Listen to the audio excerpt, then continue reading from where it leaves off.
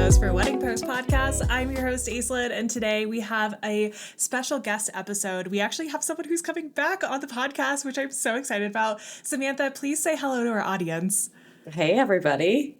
So Samantha came on the podcast, I want to say it was a couple months ago at this point, and we had a really beautiful conversation about networking. So if you have not listened to that episode, highly recommend. But Samantha, can you just go ahead and tell everyone who you are, what you do, what we're doing here today? Yeah, absolutely. So I'm Samantha Leenheer. I am the owner and creative director behind House of Joy, a planning and design firm in Southwest Ohio. And I'm also the founder of Kinetic Experiences. I originated originally in corporate events in Chicago, and now I kind of craft transformative experiences nationwide. Recognized as one of the Knott's One to Watch, featured in multiple publications. I'm really known mostly for my connective approach, deeply sort of inspired by people's stories. People are really the foundation to everything that I do. And I work really closely to empower clients to explore what their values can bring and cultivate moments that truly reflect their idea and their identity. I love that. And you and I connect so much when it comes to connective marketing and people first, in our businesses and our services. So I love that today we're going to get to talk about one of the facets of the wedding industry, which is going to conferences and in-person events. So today I want to take a look inside of your boutique experience. It's called Kinetic Experiences. I want to talk about that today, but I also want to talk about the importance of networking and what it looks like to network well when you are doing in-person events. So let's dig a little bit deeper into that. Yeah, absolutely. Well, I could share a little bit about Kinetic to get started, just so our audience has a good framework of what it is. So as you mentioned, it's a boutique conference for wedding and event professionals. So the most people who come are wedding and event professionals. It's open to all categories. So we have lighting, draping, rental, photo, video, photographers. We always have so many of those. And we are boutique in size. So almost all of our events are underneath 100. 100 is usually where we like to stay. There's a lot of reason behind that. There's a lot of studies that actually show that people can only maintain about 150 close relationships. So we say 50 for your friends and family and those people back home, and then sort of being able to manage about 100 close relationships in a space over the course of 3 days. So our event is over the course of 3 days, and it's really sort of based on a little bit of education, a little bit of networking, and a little bit of retreat style.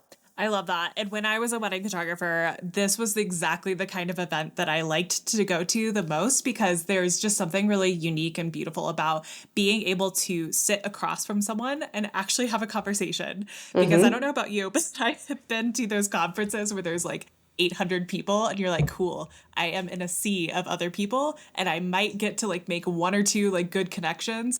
But Kinetic is different because it really focuses on a specific style of learning, but it also focuses on conversations and actually building networks.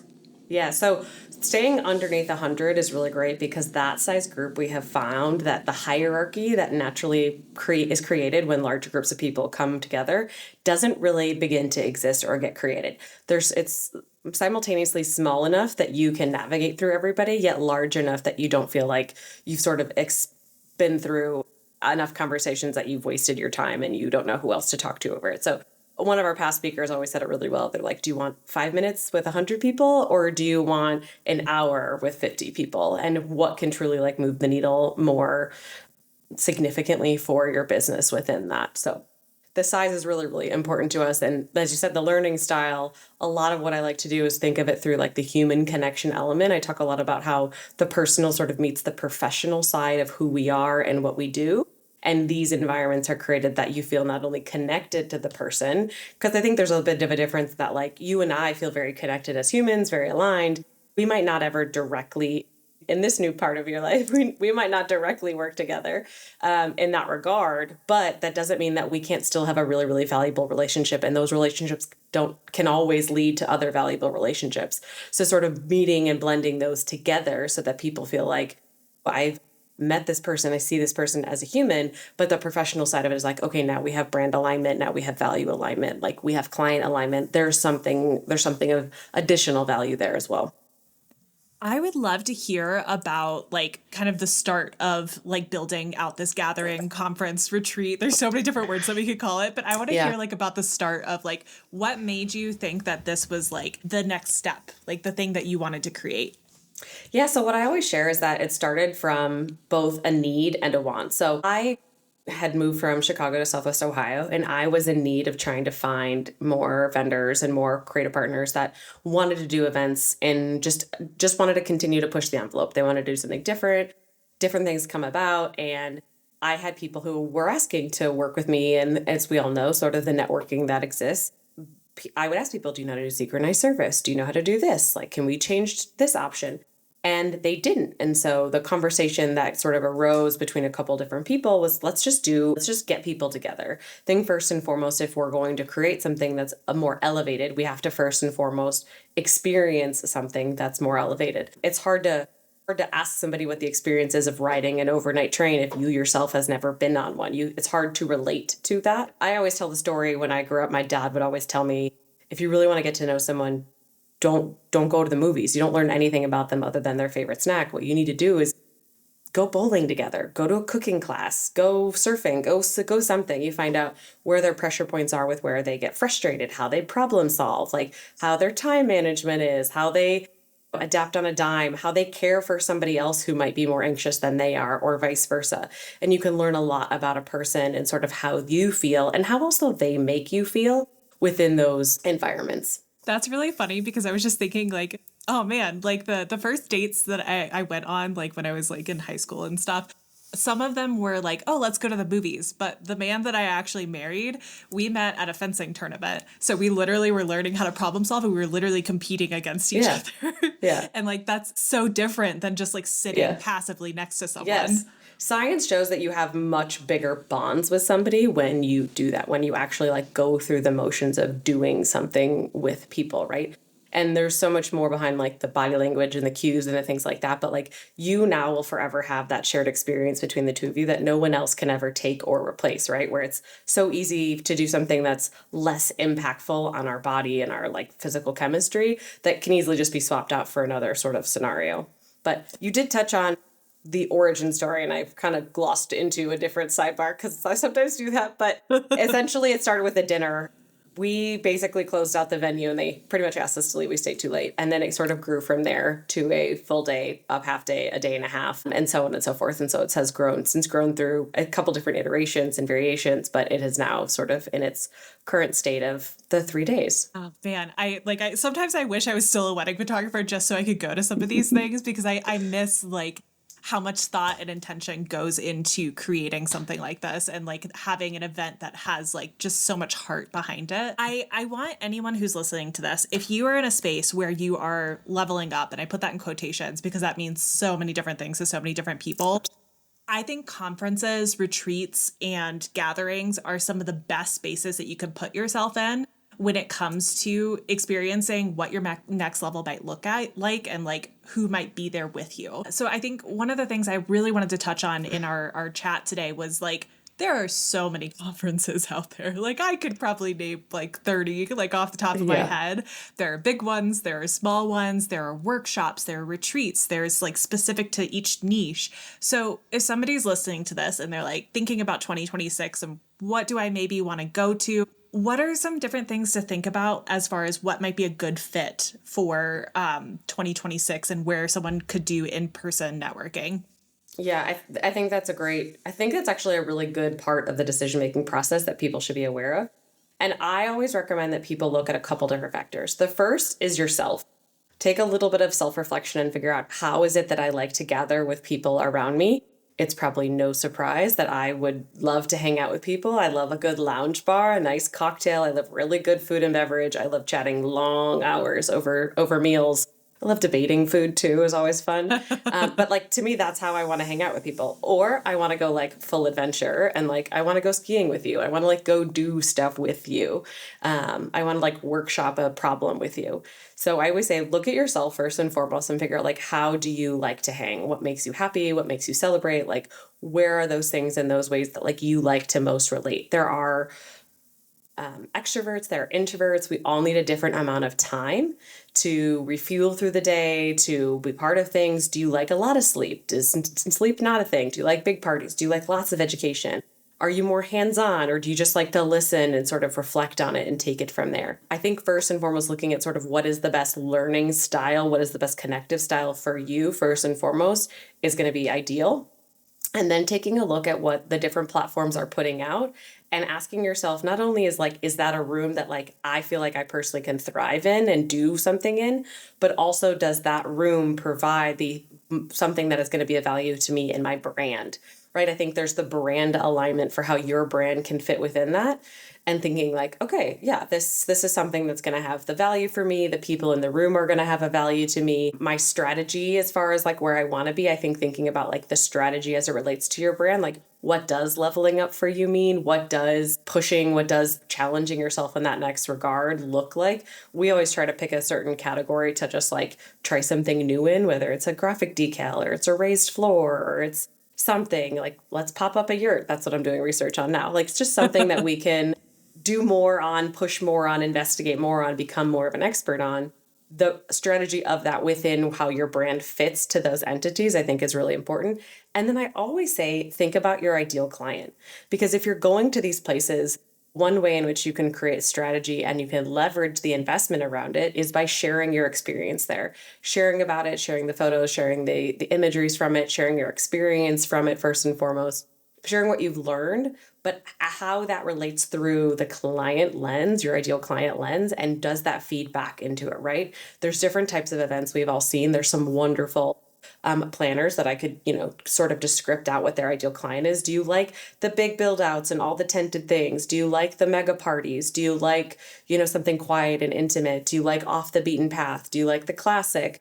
Those things from the client perspective in terms of how it aligns for them will allow you to sort of build a strategy around whatever you choose to attend and get the most out of it. So I think when you look through those three components, you tend to find at least hitting on two is what I recommend. But if you can hit on all three, you tend to find that like sweet spot of like the community that you're going to find more people in who are going to align with your ideal client, a community of people who are you going to find that you align with personally, personality wise, and also that you find that there's a lot of brand alignment as well.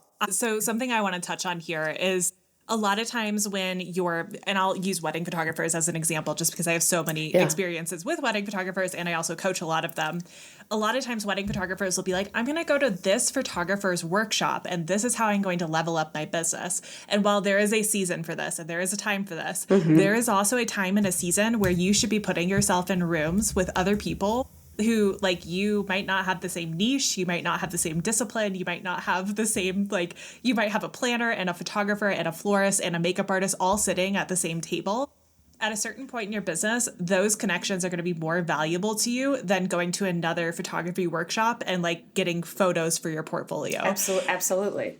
Yeah. So Absolutely. I I think love there's a this. lot of value in being more of a sort of a big fish in a little pond. I think there's an advantage to that. I think when you're not amongst everybody else. No, there's two sides to that, right? I think when you're in an environment where there's lots of other photographers with you, you tend to gain a community of photographers, different styles, different equipment, all the things, right? Like you build that. I think we need that as entrepreneurs. And then there's like the business development side of it that you also have to focus on is like, how are any of those other photographer relationships going to feed me? Like, are you building them in a way where like they will basically send the other business to you, or are they second shooter jobs, right? Like you still have to put food on the table at the end of the day. And part of that is having revenue come in the door, but also who's giving you the referrals and where do those referrals come from, right? So I think there's a lot of interesting ways to map out the spider web of the value of other vendor categories, right? There are some of our alumni who have shot for some of the national linen companies that they've created such a great relationship. They're now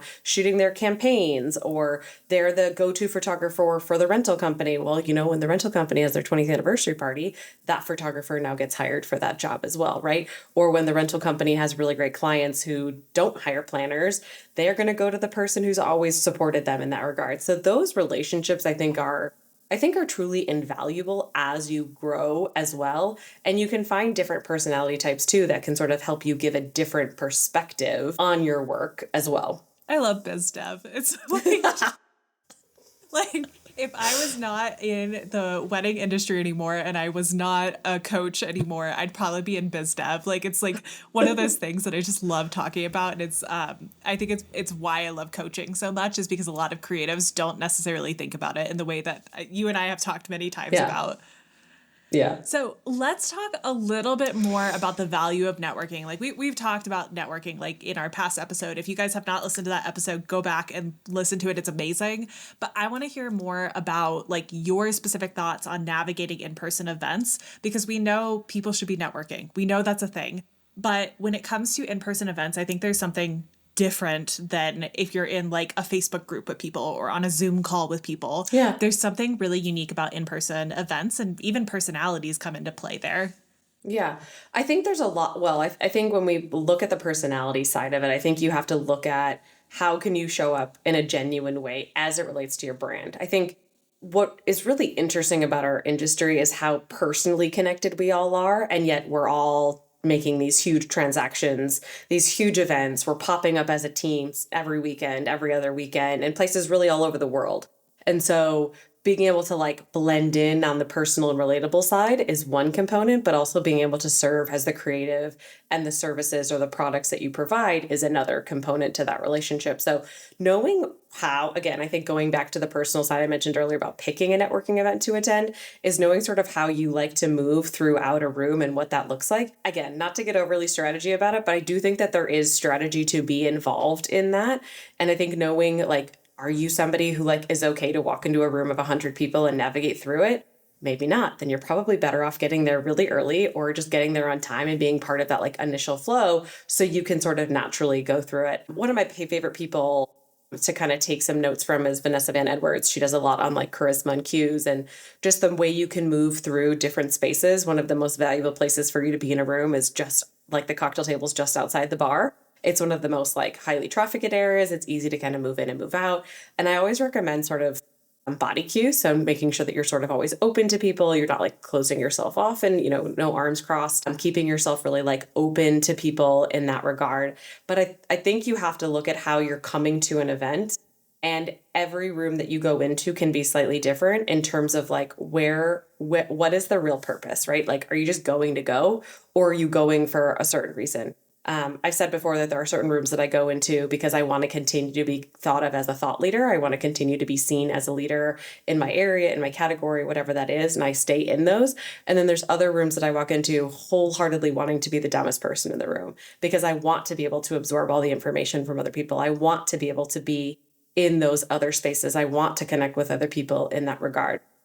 And then there's others where I'm amongst my peers and that amongst my community, amongst my everyday colleagues, and sort of being able to figure out who I'm not being ingenuine, not being not yourself, but trying to figure out like what is the best foot for me to put forward. And I think a lot in our industry aesthetics are a little bit, now I don't say everything, but they're part of the point. So thinking about like what are you wearing? What is story is what you're wearing telling people? What is it telling them about your brand, about who you are, like how you are going to be there? How do you engage in a room? There are rooms I'm more quiet, and then there's other rooms I'm the person who's kind of cackling and yelling from the side of the room because I think it needs a little bit more energy. But it's that type of room that's a little bit more casual, and I think I think we all have to do a little bit more reflection in terms of kind of what's the strategy, how are we showing up in that regard, but in terms of what is the foot that we're putting in this room and how do we want the people who we are there in that room to take us? What do we want them to take away from us? I don't always have very curly hair, but I'm an Enneagram 8. I intentionally often wear my hair curly because it makes me look more casual, it makes me look more approachable, it makes me look more friendly. I think I'm that. I think I'm all those things. But I've been told for a long time that I am a little scary in person. I have really great posture, that I can command a room. And those are things I'm aware of. So I take efforts to either embrace those and give the appearance of being a very strong woman or make other decisions in what I wear and how I present myself and being sort of very approachable and being warm and being easy for anyone to come talk to, that they know that there's always a space here for someone who's ready to engage and communicate with them and to connect with them.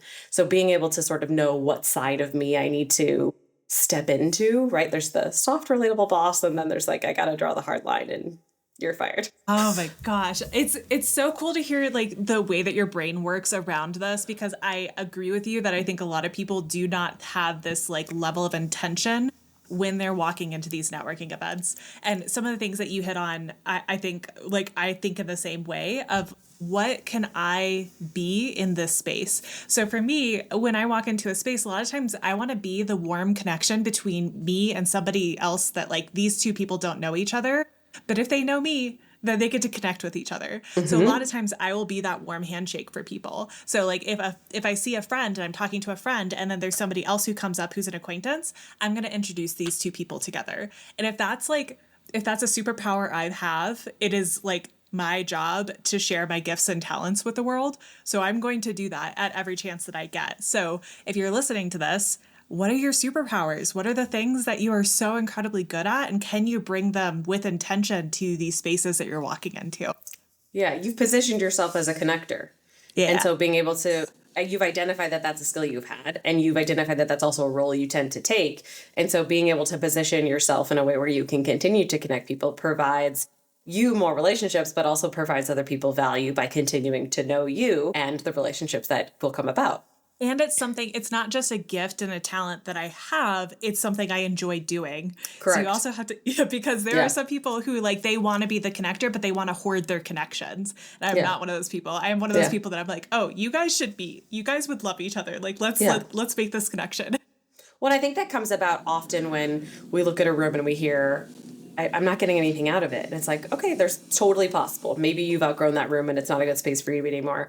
But there's also a part of looking at like, you can identify that that's a room you want to be in, but you haven't gotten anything out of being in that room before. Then maybe we need to look at how you're showing up and what you're doing before, during, and after the in-person event in order to create, maximize, and take value from that in-person event, right? So knowing how Mm-hmm. you're showing up shows a good way for you to sort of look at, okay, are there people in this room I want to connect with? Are there people in this room that I could provide connections to? Are there people in my community that if they're going and I could also go, I would provide additional value to them? So I think knowing your superpower, being good at it, and liking it are different things. Absolutely.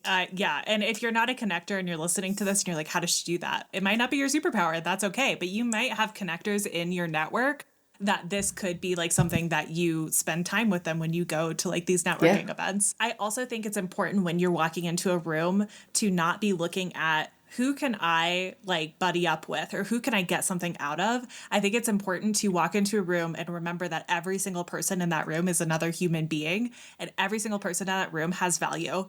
And you are one smile away, one conversation away, one connection away from like getting to know what that value is and getting to know who that person is. So if you stop pedestaling people and stop pedestaling niches and disciplines as like, oh, well, I have to get to know this person because it's going to further my career. And instead it's like, all right, I'm a human walking into a room full of humans. What are we doing tonight? Yeah. It's a much, there's a lot less pressure, I think, when you think about Yeah. it in that way. And I think you touched on two different things. It's that people are people, right? We've all made different decisions to get where we are to be successful, but we've all have different definitions of what success really looks like for us to flourish in our lives. And you never know who the person next to you knows, right? You never know what that looks like. There is a woman we've sat behind in church. We've gone to this church for nearly 10 years. Turns out 2 years ago when we moved, she's our neighbor. Oh, Right? that's so So I'm fun. so glad that the 8 years previously, we were always so kind and we were always so nice to her. And now she's one of our closest neighbors. And so it's been such a great, wonderful relation to build on. Totally outside of the industry, right? As a great example. But you never sort of know who knows who or who could make something happen. And I think LinkedIn's a great example of like the web of connections that can happen for that as you sort of go through all of it. I forgot my second point, but you made two really, really good points. One more thing before we kind of move on to the next topic. One thing that I think people could do better with is the art of the follow up. If you meet someone at a networking event or an in-person event, or you go to a gathering or a retreat or a conference, I want you to think about being the person who is willing to put yourself out there and being the person who's willing to follow up with people. There's so many people in the industry who feel this like sense of entitlement, like, oh, well, I met this person and then I never talked to them again. They should have reached out to me. Be that person first. Like, I can't tell you how many amazing connections I've made like across my lifetime from being the person who sent a quick little email or a quick little DM and was like, hey, we met at this conference. It was really beautiful meeting you. I hope your dog feels better. Like, or whatever the connection point is that I can remember from them. I think simply said it's a two-way street. Yeah. Absolutely. You So can't get there if you can't get back. So it takes two to tango. That I can keep going. Yeah, I mean, people want to. They might be on the other side of the screen thinking the exact same thing. Why hasn't the person said anything to me? And I think yeah. there's no problem in being first. I think it shows a lot of forethought. I think it shows a great memory for people who have a lot more going on. And it goes back to your earlier point about people. You have no idea what's going on in other people's lives. This industry might feel so incredibly transparent. You might know everything about them. You might follow a planner who has a lifestyle blog who might be sharing all their home renovations, but you might not have any idea that her mom has brain cancer and that they're dealing with that day in and day out. You might have not have any idea that their dog got ran over 2 weeks ago and they just can't digest it. Things happen all the time. And I think when you just remind yourself that people are people and you want to serve and support, I think it goes beyond. Yeah, I hope anyone who's listening to this is having like some perspective shifts around like their next event or their next like retreat or like conference that they're going to. And I hope that you guys can see that there's just so much room for connection when you're the one who's leading first. Mm-hmm. I want to talk about Kinetic a little bit because you and I have sat down at a lunch and actually talked about some of these things, but I want to share this with the audience. I want to hear about some of your favorite Kinetic experience moments, whether it was like speakers or like funny things that happened, but I just want to hear like what are some of your favorite like moments that you've had with this conference? Okay, well, there's three that like come to mind right away. Two I was with, two were part of me, one I was not even at, but it was just a fun moment to know that like our community was taking part of it. So, one of them is with John Dolan, a wonderful photographer. He presented at our Santa Barbara event earlier this year in 2025. And his talk just really spoke to people. The way he just got down on the ground, spoke to people honestly. There were lots of tears in the room. And knowing for me what happened is I saw John and John's artistry in comparison to other strong photographers in the industry. And there was a clarity shift around, as we talked earlier, this like, I need to be with this person, I need to be with this, where it's like, I'm really driven by the artistry that this person presents. And now I understand why this photographer often works with this planner and how their clients make the other side of that triangle, that they are the client that matches with that planner and the photographer in that client triangle, whereas his artistry in comparison to others makes a different set of triangles. And that was just really clarifying for me as a planner designer that like, okay, the photographers I've worked with and have wanted to work with, are they that other leg to the triangle? Because I have the clients, I know what my clients are like, but are they the other side that's the right fit for them? Because I know one that I've worked with often is a great fit. So how do you continue to sort of present and work with different creatives? So that was one that I was just like, it just like hit on a different level of like, got it. They're not as interchangeable as you might think they are when you scroll through Instagram. One of my favorite stories that I hear about, because I wasn't actually there, but during one of our break periods, a couple people went to the pool and there was this whole like guacamole salsa exchange of ideas that happened that truthfully I had like a little FOMO that I didn't get to like be there because I had other things to go do running the experience. But it's one of those where I'm like, that is what I love, is what people do in the in-between moments. I think a lot of what you get from the right retreat, right conference is really the in-between moments. It's not just about like being in and being shuffled into a room and being out. It's about the people who get up at 5 o'clock in the morning to go for a mile run. It's about the people who are the night owls. It's about the people who are taking their selfie, their videos and all the things for posting for their grams. And it's the people who are, bonding in the corner because they all have 3, 4, and 5-year-olds because they miss their kids and they're on video chat. I think it's really those in-betweens for me that are something that like I love the most. And then something that I just thought was really cool that happened by total impromptu and nothing that we did. It kind of reflects on the in-between moments is karaoke broke out one night. And it was just fun to hear people that you talk to every day or you've spent the last 2 days with at our events and to hear that they just have like the most amazing voice. And you're just like, there's so much more to you as people. There's a photographer friend I have, I absolutely love and adore her, but she used to sing in a band. If she hears this, she's going to know I'm talking about her. But I've tried to, a few times I'm successful and always successful in getting her to sing because a lot of people don't know this about her, but she's wickedly talented. And I just think it's such a special gift to share in addition to her photography skills with people that I think touches people on a different part of their hearts. And to me, just watching that night unfold of like how into a song people can get bonded by Taylor Swift, right? I think, how into it of discovering that somebody has this other talent, and then to have somebody else on the flip side come out and just like start dropping the beats on a rap that like there's no way I can breathe fast enough to stay into with it, was just a really, really good time. I have two older sisters. We grew up singing Aretha Franklin in our family room. My sisters, we would take turns standing on the ottoman and jumping off and turning around. And that was just sort of like a kind of a fun modern day memory that sort of reminded me of one of my core memories from childhood. So those are just a few of my like favorite little tidbits. I think it's so cool that the way that conferences and workshops and retreats are like starting to like created is with these in between moments. I think it's really important though that the like people who are creating the events like actually put that time in there. And I know that's like really important for like Kinetic, is that there are those in between moments. There are those like times to go have dinner or like go for your 5 a.m. run or whatever it is. I know a lot of conferences. I can remember, this was many years ago, but I can remember like being in like a huge conference hotel, and like you walk into the room, there's 500 people and it's freezing cold, and you're like sitting there trying to like scribble down your notes from the speaker who's up on the stage, and it's like, okay, cool, where am I going to go digest that information? Like, who am I going to go talk to, because I'm just sitting a bunch of strangers. Right. Yeah. I try to look at it like two phase. Like, I want you to get the information, I want you to digest it, but I also then want like the next wave, because anytime I've been at those, there's always been like the next wave of like, okay, I have a deeper question I want to ask. Like, is this person still around, or can I find them, or did it come fast enough that I can wait in line after their speech and go ask it? Usually not. You might be one of the 5 who get the privilege to do that. So being able to have that over the course of 3 days, I think, is invaluable, because people get to workshop it, or their fireside chats unfold into being that robust conversation around like, okay, you do this and you do this, and let's be accountable for it with each other, and let's continue this conversation next week. And I know it's really important for your conference that you have like diverse speakers, that you have like different styles of learning. So I want to touch a little bit on that. And specifically, I kind of want to hear from you. What are topics that you think the wedding industry needs to hear more of? And like, how are you bringing that into like the experience that you're creating?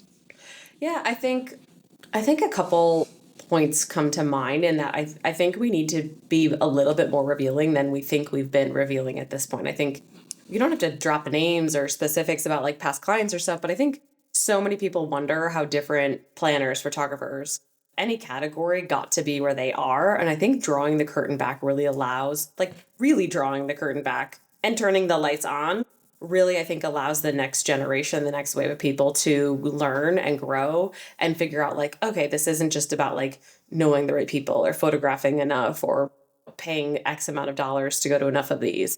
I think it's more about like understanding people's individual stories. I personally, as a planner, have always been so privileged to be able to work with so many different categories, that what I have learned from doing this and just through putting together my production calls for our clients and our events and for Kinetic itself is that not everybody gets the opportunity to work with every other category. And I just think that that's such a missed opportunity. A lot of how I describe it to my clients is that these are creatives and they are artists, and they craft with different mediums, photo, with video, with some of them are literal artists, live artists, right? Some of them are rentals, and the process and the way that that's shaped in those hard goods, right?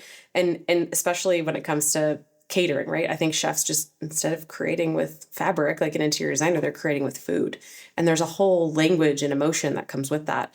And so I think we need to hear from more unique voices. I think there's some incredible chefs in the industry. I think there's some incredible catering companies, that not just like the creative director and the owner, but I think that there's some absolutely stunning production houses that I think we should hear more from.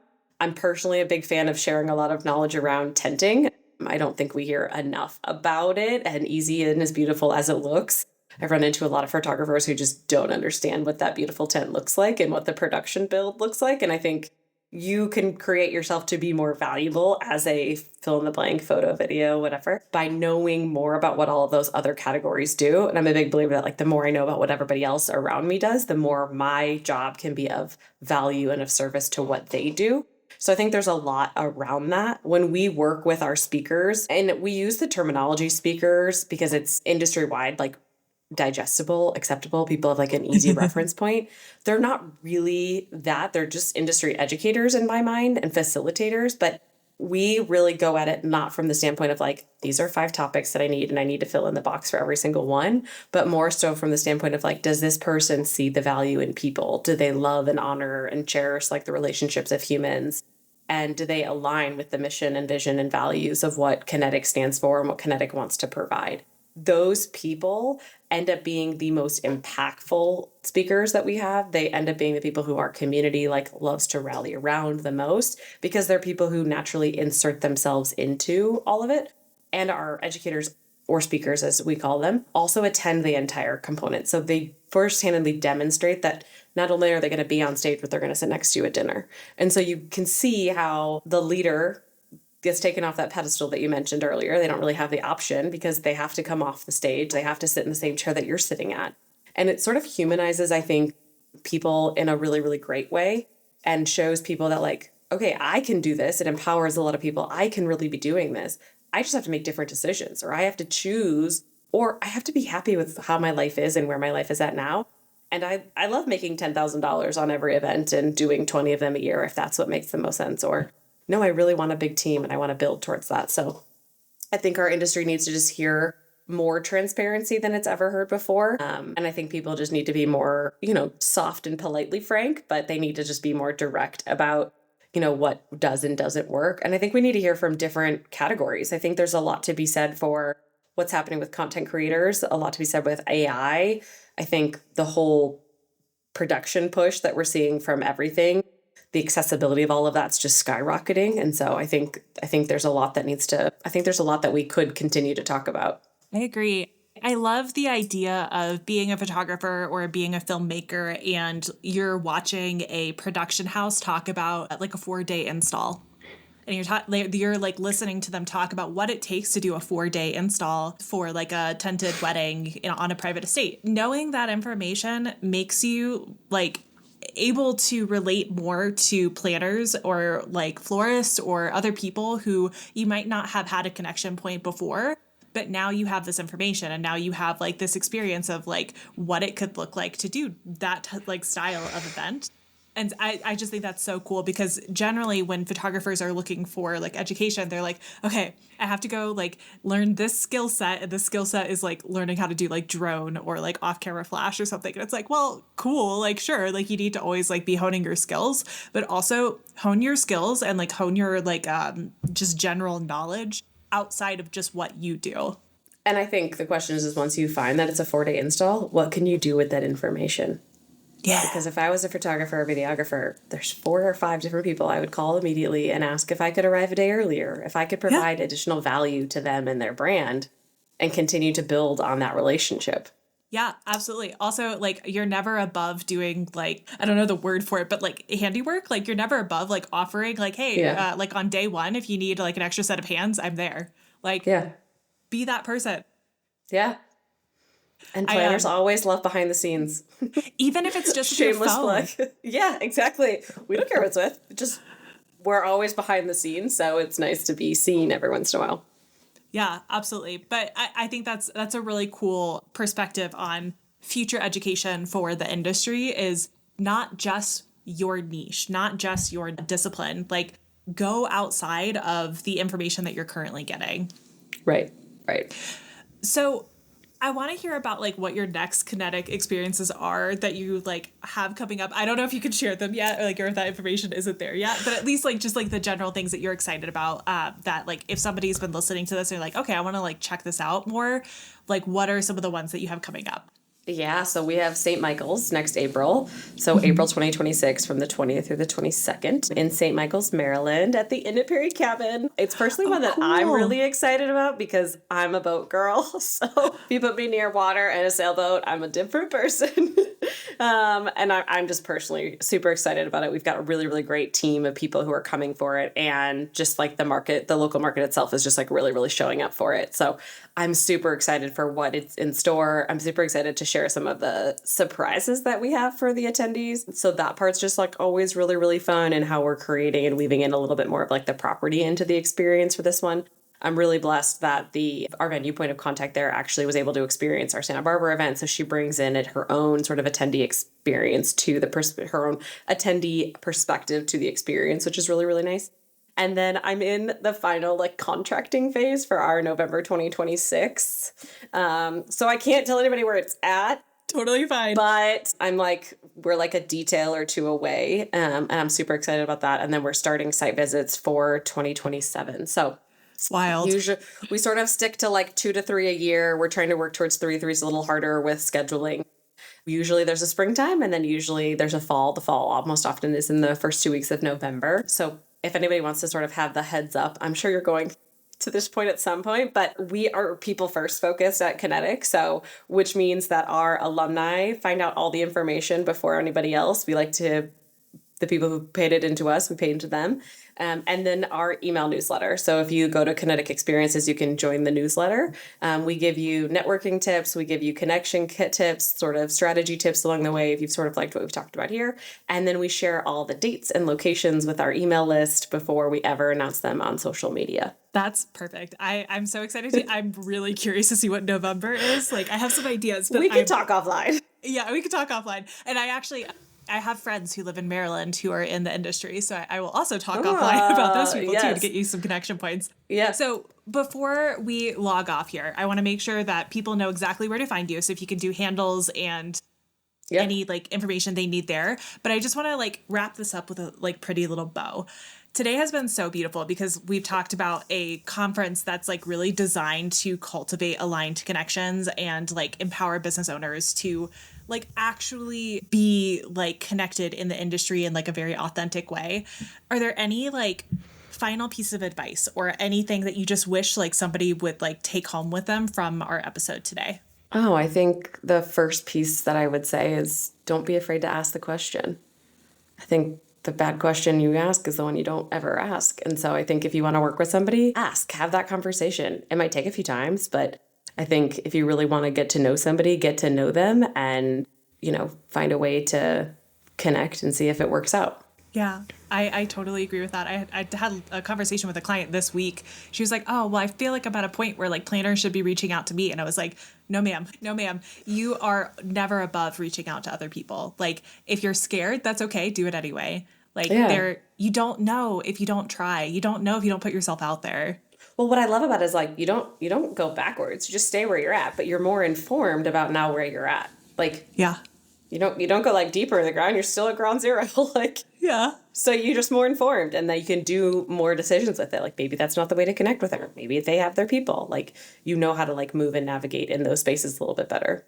Yeah, absolutely. And relationships take effort. They take time. They take like actually like putting forth like yourself, like, and there might be rejection and that's okay, but it takes the effort, but it's worth it. It's always worth it. Yeah. So final like wrap up here. Where can people find you? What are all the things that people need to like look up after this episode? Yeah. So you can find us at kineticexperiences.com. And our Instagram is Kinetic Experiences. And we actually just put all of our videos onto a new YouTube channel. So if you want to go back and see what sort of our events in the past have been, you can find us on YouTube at Kinetic Experiences.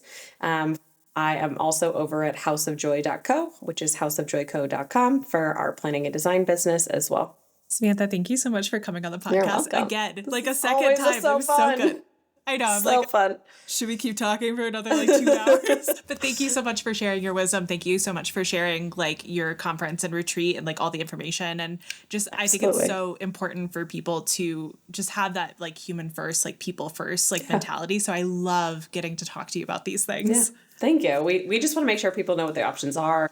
And I think the more that they hear about it, the more that it helps them sort of digest where they need to be, what they need to be, and sort of know the community and the focus around it. Because well, I'm the founder and I created it, but it does come with a wonderful group of people with it. Yeah, absolutely. Yay. Okay, perfect. Well, I will see you guys on the next episodes. All of this fun stuff is going to be in the show notes. And I hope you have a beautiful day. Bye.